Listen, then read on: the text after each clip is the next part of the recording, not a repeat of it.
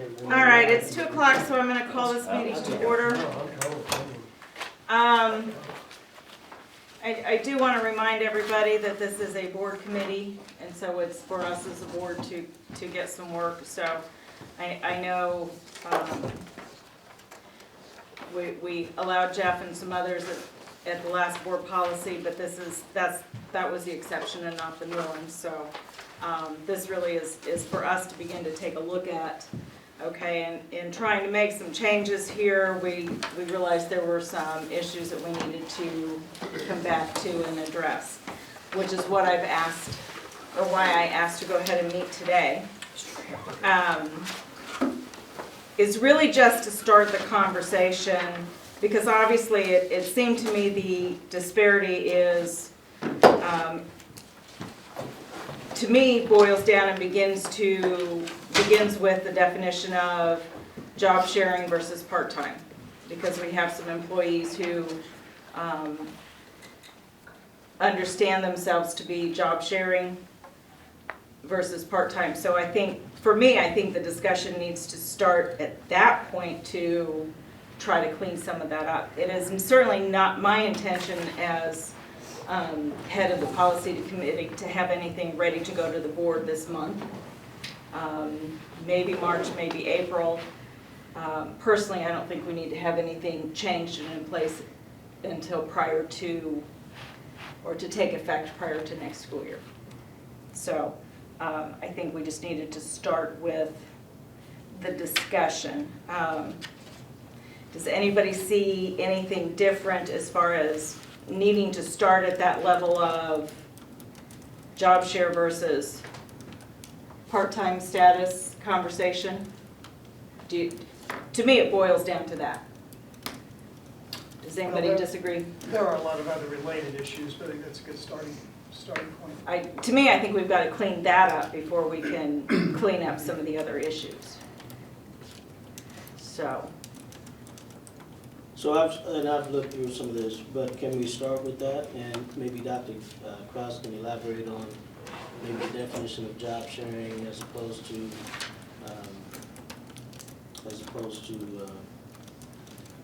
Part-time status. part-time? Yeah. Yeah, I'd be glad to visit about that. I just handed each of you a sheet, and I think Donna hadn't included it, but I highlighted some portions.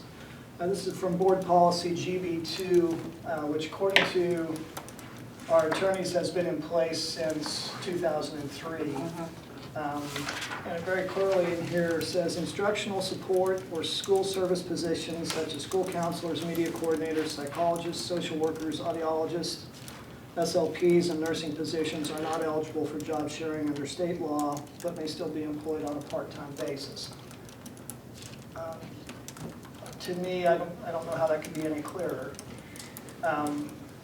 Now, in terms of semantics, does that make any real difference in what their job looks like? That's another part of the discussion. Other things that need to be considered in this topic, and I'm glad you said, Ms. Swith, that it would make sense to take our time and make sure we get this done correctly. I certainly don't see any harm in making this something, whatever we decide, make it be effective for the 22-23 school year. That makes sense. To give us plenty of time to make sure that we're doing things appropriately. But the other things that need to be looked into are whether those positions are exempt or non-exempt based on the Fair Labor Standards Act. Full-time nurses are definitely exempt under the professional exemption rule. But part-time, they also have to meet a salary basis test, and it's unclear yet at this point whether they meet it or not. They have to have an average of $683 per week in income, but what's not clear is that taking their days and dividing it, or does that look over the term of their contract? And so I've asked our attorney to look into that for us. There are some different rules for exempt versus non-exempt people in terms of hourly pay. Is overtime a possibility or not? All of those things are different.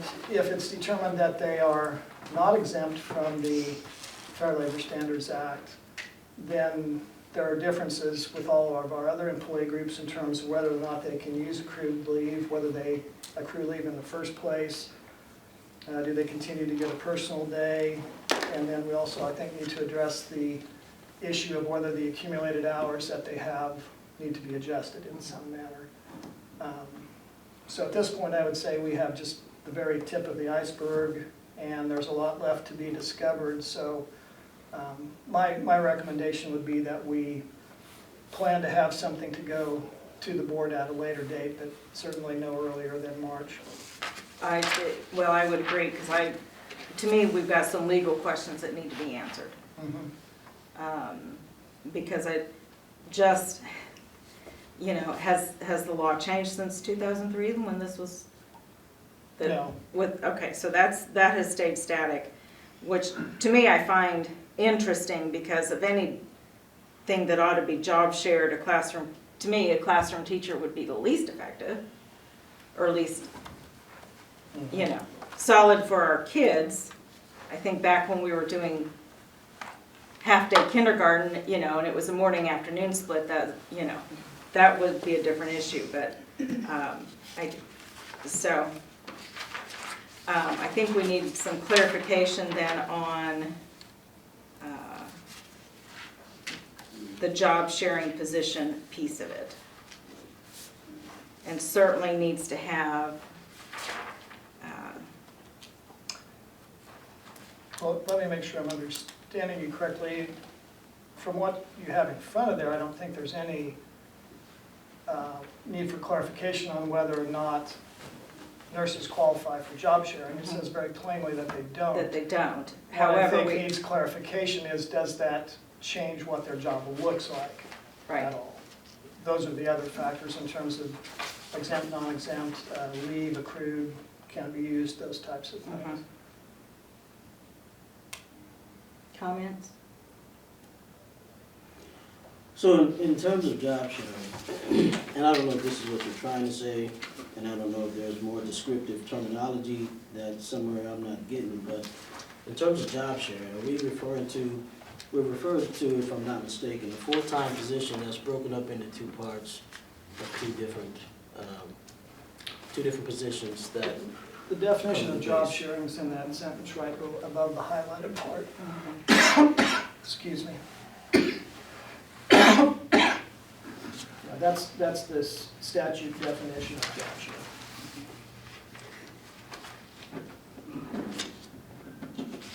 And it says at least 70% of all time spent in classroom instruction.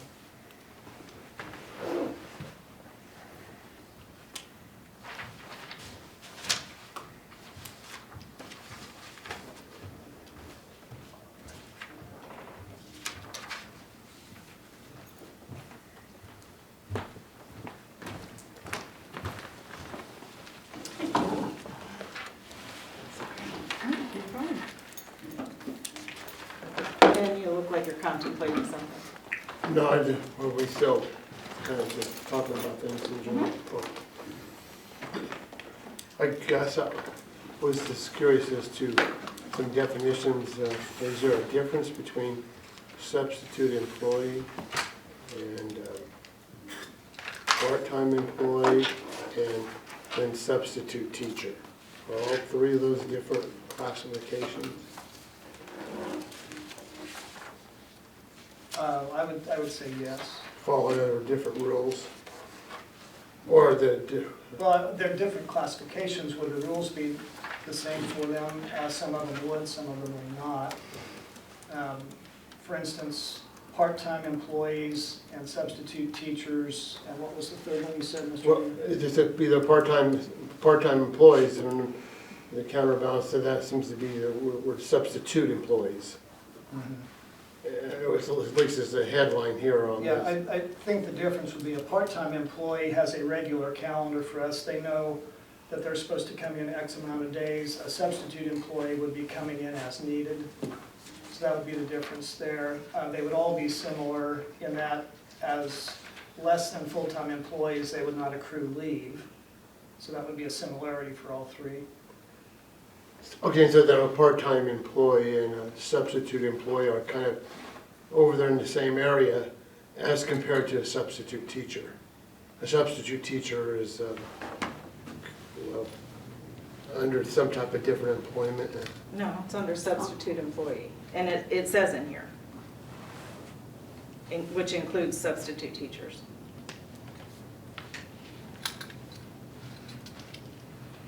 Well, this is in reference to how teachers and substitutes get hired.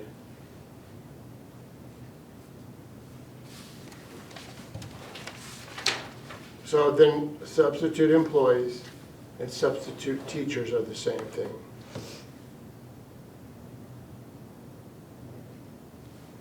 I would put them basically in the same, Again, they would have similarities, but Right. I don't know if they're identical, especially in our case, since substitute teachers are hired by a third party. Substitute nutrition services workers, for instance, are hired by us, so there would be that difference.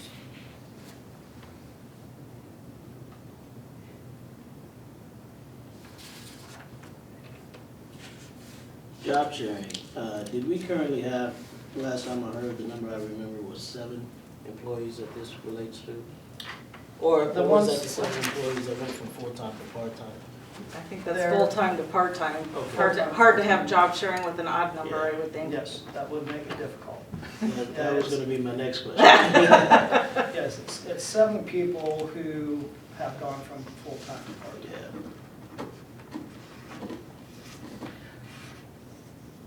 Of those people, do like an even number do like a job share? Well, again, it depends on your definition of job share. If you're taking this definition of job share, we have 0 people who are job sharing. Because that's my question, and I know that I was late. I do apologize, I was in another meeting. But I thought that there were a couple of nurses who job share? We have 2 sets of nurses who, as pairs, complete a full-time position. Based on what this says here, that's 2 part-time employees making a full-time job. They refer to themselves as job share. They may have been called that in the past. To me, that's semantics. What we need to decide is what does that job look like in terms of leave and those types of things. Are they exempt or non-exempt from the Fair Labor Standards Act? That kind of thing. The 2 teachers that we have who together make one position don't meet this definition of job share either because their positions are not both between 17 and 20 hours. So technically, according to the wording of the policy, we don't have anybody job sharing. We have 3 sets of 2 employees who make up 3 full-time positions, and then 1 teacher who teaches half-time. That was the other of the 7 people who had earned leave as full-time employees and now are part-time, and now are working less than full-time. So, To make it even more confusing. Right. yeah. So, have you invited those 6 or 7 people in to sit down and have a roundtable discussion over being clear? Because I think many of them understand that, or believe that they are job sharing, quote unquote. Whereas by this definition, it's not. I have not called them in. I've been trying to get information before, so Okay. I know what I'm talking about Sure. when I bring them in. Again, what I think it comes down to is whether it's a tomato or a tomato, we need to decide, is it semantics and the job is the same regardless of whether it's called job share or whether it's called 2 part-time employees? And those are the legal questions that I don't yet have a full answer to. Okay. I mean, I guess in my mind, it's important that we're following board policy and state law, Yes. obviously. And if we aren't, we need to make the proper corrections so that we are. Right, I agree. So do we, in regards to that, the legal questions, do we need to wait? Or- But yes, like I said, I think it would be premature to do anything at this point other than let you know what I have found out and what else I'm looking into. It would make sense in my mind because it affects a number of people, to make sure that we have a complete picture, and this is not something that needs to be decided tomorrow. Correct. It's I been going agree. on for quite some time, and also if any changes are made that affect a person's actual job duties or responsibilities, I think they need to have several months to decide, is this something I want to continue in, or do I want to look for something else? How long do you think, do you anticipate before legal gets back to you with those answers? Oh, they Usually usually pretty within a few days, yeah, at the most. And this is specifically policy GB-2? Yes. Okay. But what we decide here then impacts GCBDA and GDBDA. Okay.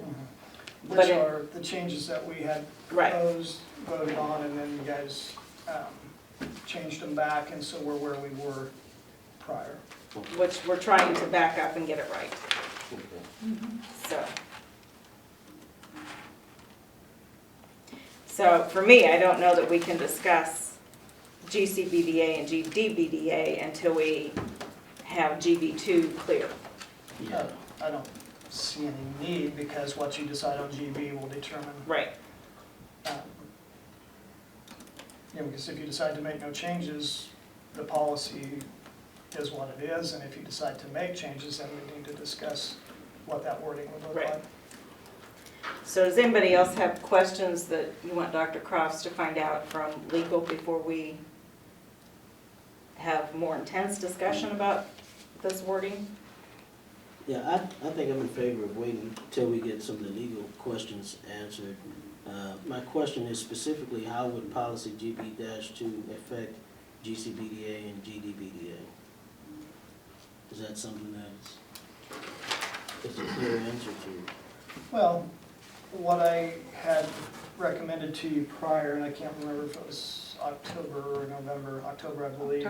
We approved it, I think, in November. There was something approved saying that part-time employees who had accrued leave in prior full-time positions were not allowed to use it, but that it would be bought back if they resigned from the district, retired from the district and met one of those requirements. So that was the wording that had been put in, and then you guys had second thoughts and said, let's go back to the way it was. And so that's where we are now. Currently, GCBDA and GDBDA are the exact same as they were at the start of the year. Okay.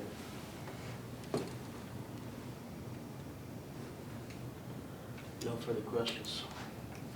I guess I would be interested on what legal's advice is with regards to leave and that change.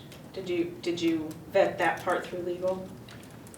Well, not yet, because what we need to Okay. decide first is, are we following this policy in terms of part-time versus job sharing?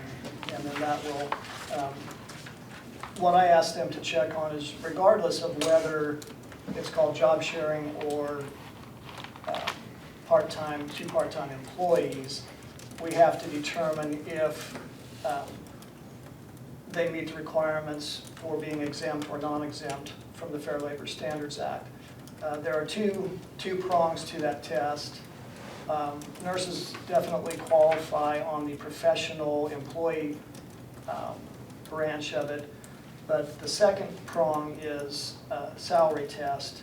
And not working full-time, I have to figure out if they meet that weekly income requirement, which I think is $683 a week or something like that. What I don't know is if that's saying they have a 181-day contract, so that's 36.2 weeks, and that's what you divide their salary by, or their contract goes over 42 weeks, and if you use the 42-week period, they do not meet the standard. Okay. And there are obviously different rules in terms of overtime and additional hours if you're salaried versus in hourly, or exempt versus non-exempt. So like I said, there's a lot of prongs to this. Yes.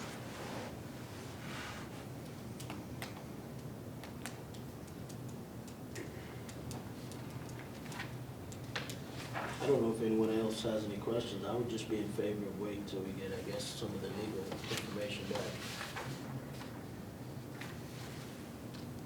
Yeah, that, and I guess